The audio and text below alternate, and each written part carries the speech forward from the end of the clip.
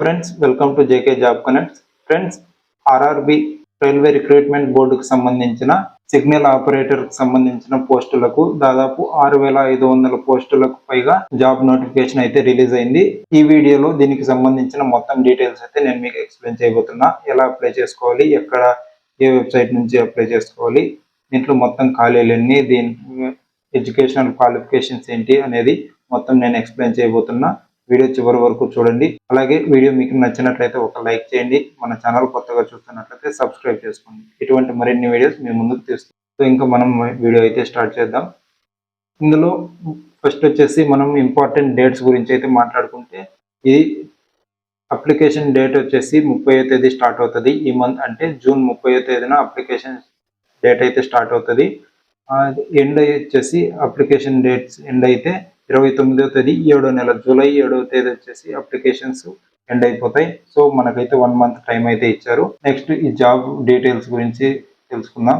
ఇందులో మొత్తం 2 types of categories లో అయితే మనకి జాబ్స్ అయితే ఉన్నాయి. సో ఫస్ట్ వచ్చేసి technician grade 1 signal operator and అలాగే గ్రేడ్ 3కి సంబంధించిన టెక్నీషియన్.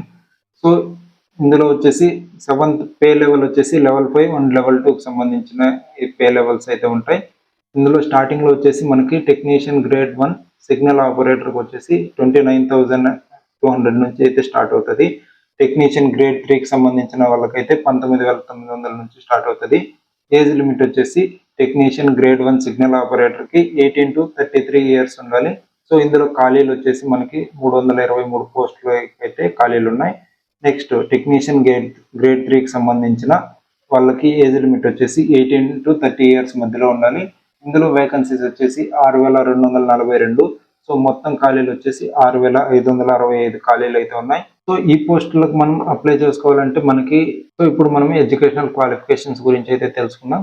ఇందులో ఫస్ట్ టెక్నీషియన్ గ్రేడ్ 1 సిగ్నల్ ఆపరేటర్కి వచ్చేసి ఏదైనా గుర్తింపు పొందిన యూనివర్సిటీ నుండి బ్యాచిలర్ ఆఫ్ సైన్స్ అంటే బిఎస్సి పూర్తి చేసి ఉండాలి. అందులో physics, electronics, computer science, information technology, instrumentation ఈ సబ్జెక్టులో ఏదైనా సబ్జెక్ట్ ఉండాలి. సో అలాగే దీనికి సంబంధించిన ఇంజనీరింగ్ స్ట్రీమ్స్ లో 3 సంవత్సరాల డిప్లొమా లేదా బిఈ లేదా బీటెక్ డిగ్రీ పూర్తి చేసిన వాళ్ళు దీనికైతే ఎలిజిబుల్ అవుతారు.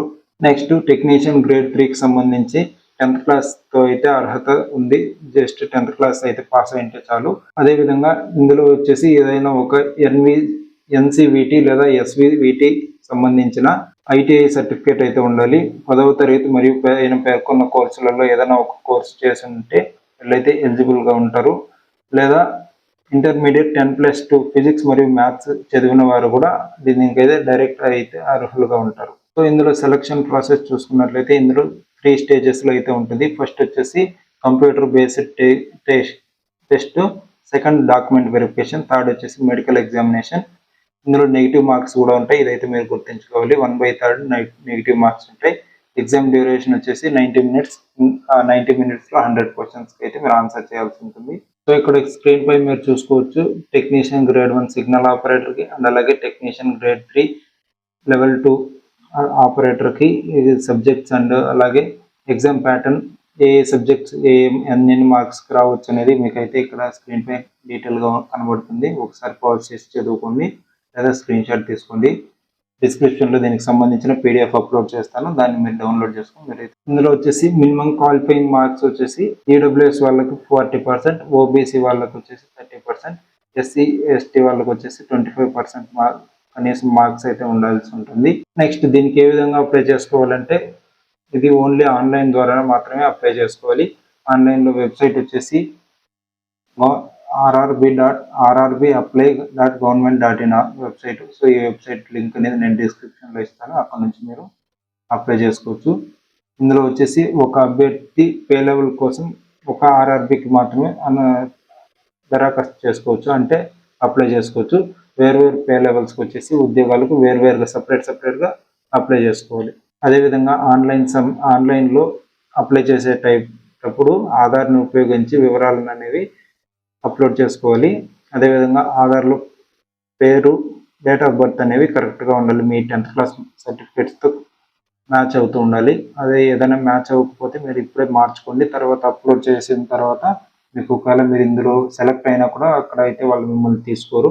సో సో దీని గురించి మీరు ఇంకా ఫుల్ డీటెయిల్స్ తెలుసుకోవాలనుకుంటే దీనికి సంబంధించిన అఫీషియల్ వెబ్సైట్లో ఒకసారి మీరైతే చెక్ చేసుకోవచ్చు. దాని లింక్ అనేది డిస్క్రిప్షన్లో ఉంటుంది. ఇటువంటి మరిన్ని జాబ్స్ కోసం మన ఛానల్ సబ్స్క్రైబ్ చేసుకోండి. అదేవిధంగా వాట్సాప్ ఛానల్లో జాయిన్ అవ్వండి. అక్కడ మీకు ఇంకా ఇటువంటి మంచి మంచి జాబ్ నోటిఫికేషన్స్ సంబంధించిన లింక్స్ అనేవి ఫాస్ట్గా ఇవ్వడం జరుగుతుంది. మీరైతే ఫాస్ట్గా అప్లై చేసుకొని దాని గురించి వీటికి సంబంధించిన నోట్సెస్ అనేవి కూడా అక్కడ ఫ్రీగా ఇవ్వడం జరుగుతుంది.